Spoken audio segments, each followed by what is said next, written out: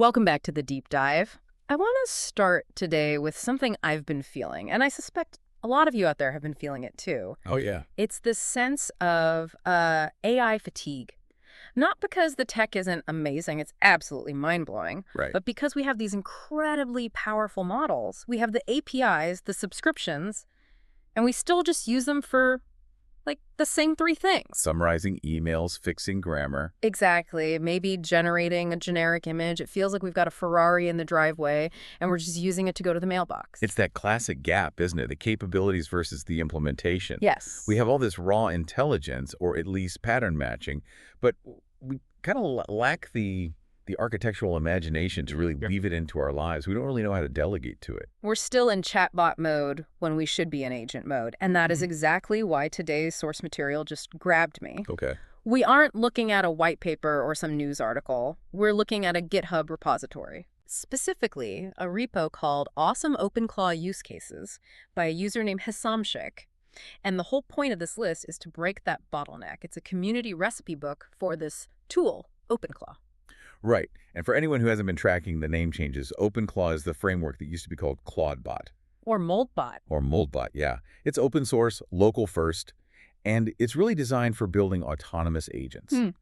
But you're right. The code itself isn't the story here. No. The story is what people are actually building with it. This repo is just, it's a collection of, here's how I automated my life. It's a cookbook for automation. Yeah. And what I love is that it ranges from the super mundane, like, help me manage my groceries. All the way to the, frankly, terrifying. Yes, here's an agent with root access to my server that fixes bugs while I sleep. It covers the whole spectrum. But the theme, the thing that ties it all together, is this shift from chatting to working. And the mission is just so pragmatic. Real-life use cases that make life easier. That's it. So simple. So let's get into it. I want to start with the personal stuff, because that's where most of us feel the friction, right? That constant life admin clutter. For sure. There's a use case here called the Family Calendar and Household Assistant. And, you know, on the surface, that sounds like every smart home pitch from 2015. Right. Alexa, set a reminder. So how is this actually different? The difference is in the proactive ingestion of really messy data. This agent isn't just waiting for you to talk to it. It's aggregating calendars, sure, but it's also monitoring your incoming messages for appointments. Wait, monitoring messages. So if my partner texts me, we have that school thing next Tuesday at 5, the agent just parses that. Exactly. It parses the natural language, pulls out the intent, the date, the time, and then it checks it against the family calendar for conflicts. And if it's clear, it just books it. It books it. And then it generates a morning briefing for everyone. Okay, that is useful, but also a little risky. I mean, NLP is good, but it's not perfect. What's to stop it from hallucinating an appointment because my wife made a sarcastic joke? That's always the risk, with these probabilistic models. But the way these OpenClaw skills are usually built, they tend to have verification steps. Or they'll ask for confirmation if the confidence score is low. It's less about magic and more about just reducing the friction of data entry. It's even handling household inventory. How so? A text that says, we're out of olive oil, just becomes a log entry automatically. You don't have to open some app. I see the utility there. It's like a layer of glue between the chaos of life and the order of a calendar. Pretty much. Okay, there's another personal one that struck me. The health and symptom tracker. Usually these things are just data dumps. You type headache, it saves headache. And that's why people stop using them. Data entry is a chore. So how does this flip the script? It turns the agent into an analyst. You just text it your food, your symptoms, whatever, no forms. And the agent's job is to run the correlation analysis for you. So it's looking for the why. It's looking for patterns you'd miss, like you seem to report fatigue about 4 hours after you eat dairy. It does the data crunching we're all too lazy to do. And it has scheduled check-ins, so it pings you. Yes. It reverses the whole dynamic. You aren't managing the app, the agent is managing you. That proactive part is so key, which leads right into the second brain use case. I feel like building a second brain has become this whole thing where people spend more time organizing notes than thinking. Oh, absolutely. The organization becomes the work. How does this repo approach it? By getting rid of the organization step completely. The idea here is capture and forget. Okay. You just text the bot anything, a movie idea, a grocery item, a business thought, the bot just ingests it. But a giant bucket of text is useless. We can't find anything in it. And that's where the interface comes in. This use case pairs the agent with a custom Next.js dashboard. So the agent does the messy part, the tagging, categorizing, storing it all in a vector database. And then you get a clean dashboard to search your own thoughts. It's like Google for your brain. But without the ads. I like that. Agent as the librarian, dashboard as the library. You also mentioned things like inbox declutter and a phone-based assistant. Yeah, those are really about the interface layer. The phone-based one is really interesting because it lets you have hands-free voice calls with your agent. You're saying I can literally call my server. You call a number, it pipes your voice to the agent processes it, and then it speaks back to you. You're effectively building your own Jarvis on your own hardware, accessible from anywhere. That is cool, but, cool doesn't always pay the bills. I want to pivot to the part of the repo I think is the most transformative. The agent workforce. The agent workforce. This is where we stop talking about personal assistants and start talking about autonomous employees. And this is where it gets technically really interesting. We're moving beyond simple scripts into complex orchestration. The first one that jumped out was autonomous project management. And honestly, when I hear AI project manager, I just picture a bot nagging me on Slack. Fair enough. But the repo mentions a specific pattern called state.yaml. Why does that little technical detail matter so much? It's a crucial piece of the architecture. In a lot of early agent systems, you had one big master agent trying to keep the whole project context in its head. Which gets slow and expensive. And super prone to errors. The state.yaml pattern decouples the agents from each other. How does it decouple them? Think of it like a scoreboard or a baton in a relay race. It's a simple static file that just defines the project's current status. Okay. So one agent, say, the spec writer, does its job, then it updates the file to say spec's done, coding pending, and then it shuts down. The next agent, the coder, sees that state change, wakes up, does its work, and updates the file. So they're not all talking over each other. They're communicating through a really rigid protocol. Exactly. It reduces that orchestrator overhead. You don't need a boss agent yelling orders. You just need a shared reality, the state file, that everyone agrees on. Makes the whole system more scalable and way less confused. That makes perfect sense. It's asynchronous work for bots.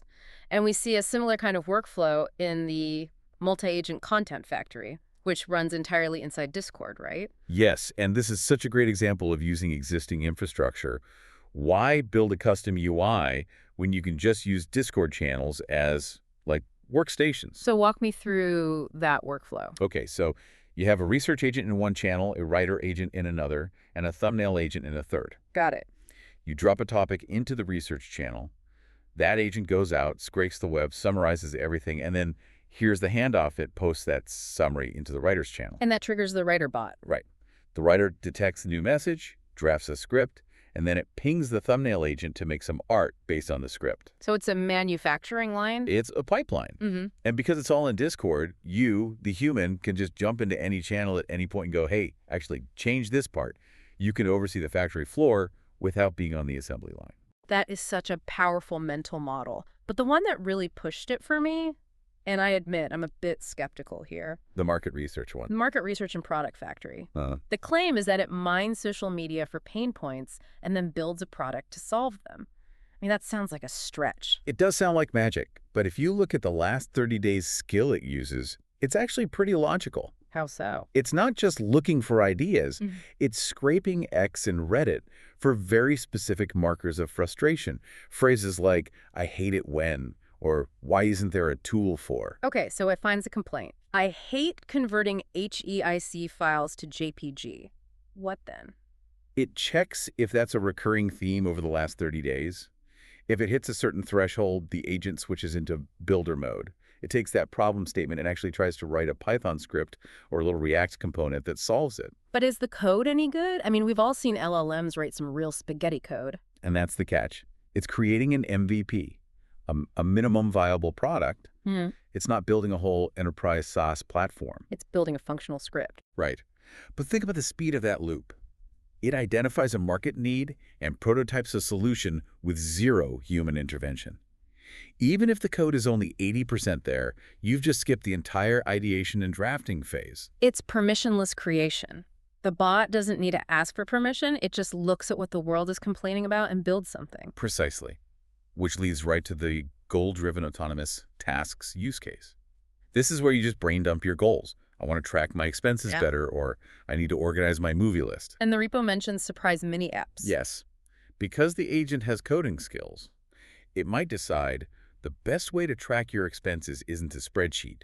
It's to spin up a tiny web app with a form. So you wake up in a... You wake up to link to a local host tool running on your server that it built overnight. Surprise, I coded this for you. That's both delightful and slightly unnerving. It really shifts the dynamic from using a tool to collaborating with a partner. Speaking of partners you need to trust, let's talk about the heavy-duty stuff, the technical infrastructure. Yeah. Because running these agents requires access, and there's a use case called the self-healing home server. This is the one that separates the hobbyists from the true believers. It involves giving the agent SSH access, root access. Yep. To me, that just sounds like a security nightmare waiting to happen. Here, AI, have the keys to the kingdom. What's the argument for doing this? The argument is uptime and automated maintenance. The agent runs scheduled tasks, cron jobs, but instead of just running a script and failing silently, It reads the logs. it reads the logs. So if a Docker container crashes, the agent parses the error log. It sees error 503 or port conflict. And it knows what to do? It can cross-reference that error with its knowledge base, or even search the web, find the standard fix like kill the process on port 8080, and then execute the fix itself. It automates the whole debugging process? It's your IT guy who never sleeps. Yeah. But you are absolutely right to be skeptical. If that agent hallucinates a command, or if someone finds a way to prompt inject it and say, format the drive, You're in big, big trouble. it is high-risk, high-reward territory. You'd want this running in a very sandboxed environment. Absolutely. Which brings up another use case that seems designed to mitigate that risk. N8 workflow orchestration. How does a tool like NA8 fit in? This is the security-conscious answer to the SSH problem. It's an air gap strategy. An error gap. Yeah. Instead of giving the AI the API keys or the passwords, you give those credentials to NAA. The AI's only job is to generate a JSON payload or request ticket and send it to a webhook. So the AI says, please paste this tweet, but it doesn't actually have the Twitter password. Correct. The AI sends the text of the tweet to N8N. And N8N, which is a rigid rule-based system that doesn't hallucinate, checks the payload and executes the post. The agent never touches the credentials. Never. It creates a firewall between the creative but unreliable AI and your critical infrastructure. That seems like a much smarter way to build these for any serious use. Speaking of which, money. Let's talk about the financial use cases. Of course. First, the AI earnings tracker. This is for the finance nerds. Earnings reports are these dense, boring PDFs full of corporate jargon. Yep. This agent is trained to just ingest those PDFs, pull out all the key metrics, EPS, revenue guidance, year-over-year growth, and then generate a summary. So it does the grunt work of a junior analyst. Instantly, the second the report drops. And then there's the Polymarket autopilot. This caught my eye because prediction markets are having a moment, but it says automated paper trading. And that is a crucial distinction. It's not gambling with real money, at least not in this setup. It's for backtesting strategies. Okay, so explain that workflow. The agent looks at a market, like will it rain in New York tomorrow? It scrapes weather data, historical trends, maybe sentiment. It formulates a probability. Then it places a fake bet. A paper bet. Right. To track how its prediction would have performed. It's building its own track record. It's an autonomous loop of predict, analyze failure, and then refine the model. Without burning any capital, that's incredibly valuable. But Yeah. I noticed the repo draws a very hard line when it comes to money. The no crypto rule. Yes, it's very prominent. We do not accept use cases related to crypto. Yeah. Why the ban? Is it just about avoiding scams? I think it's deeper than just scams, though that's a part of it. The thing is, crypto transactions are immutable. Right. If an autonomous agent has a bug and sends your Bitcoin to a burn address, or it gets tricked by a malicious smart contract, that money is just gone forever. There's no customer support line to call. If the server agent deletes a file, I might have a backup. If a crypto bot drains my wallet, it's game over. Exactly. The risk profile for autonomous agents controlling bearer assets is just way too high for a community repo like this. They don't want the liability, and it keeps the focus on productivity, not speculation. I respect that. It keeps it from becoming a casino. Okay, so we've covered a ton here, Right. but I want to circle back to the listener. If I'm sitting here, I'm intrigued. What should I be wary of? You have to read the warning label on the tin. The repo states it very clearly. OpenClaw skills may have critical security vulnerabilities, which means this is code written by strangers on the internet. It hasn't been audited by a security firm. You are responsible for reading the code yourself before you run it. Don't just npm install and pray. Never. And frankly, their verification standard that the contributor has to have used it for at least a day is a pretty low bar. It proves it works, maybe, but it doesn't prove it's secure. So treat this like a laboratory, not a production environment. Exactly. Don't run the self-healing server on your company's production database on day one. So zooming out, what's the big picture takeaway? We started by saying we have this AI fatigue. Does this repo solve it? I think it points the way out. We're transitioning from the era of command and control, where we have to tell the computer every single step, To an era of intent and delegation. yes, you provide the intent, fix my server, find a product idea, manage my calendar. The agent handles the delegation and the execution. The friction of the how is starting to disappear. And as we saw with those factory and project management examples, these agents are starting to coordinate with each other, not just with us. And that's the force multiplier. One agent is a toy. A system of agents is a workforce. The bottleneck truly is imagination. The tools are here. The framework is here. The use cases are here to be copied. It's just a matter of us deciding what we actually want to hand off. And being willing to do the setup. It's not plug and play yet, but the rewards for the people who like to tinker are just massive. So I want to leave our listeners with a challenge. We talked about that goal-driven agent, the one that wakes you up with a surprise solution. The overnight coder. If you could set that up tonight, if you could brain dump one problem to an AI before your head hit the pillow and really trust that it would try to build a solution while you slept, what would you ask it to solve? I think I'd ask it to sort my entire digital photo library, dedupe, categorize, tag everything. That's a problem I know I will never, ever solve manually. That's a good one. A really good one. I think I'd ask it to unsubscribe me from every single marketing email I've received in the last decade. A noble goal. The point is, the tech is getting close enough that these aren't just daydreams anymore. So check out the awesome OpenClaw use cases repo, be very careful with your API keys, and start imagining what your own agent workforce could look like. Thanks for listening to The Deep Dive. Stay curious and verify your code. We'll see you next time.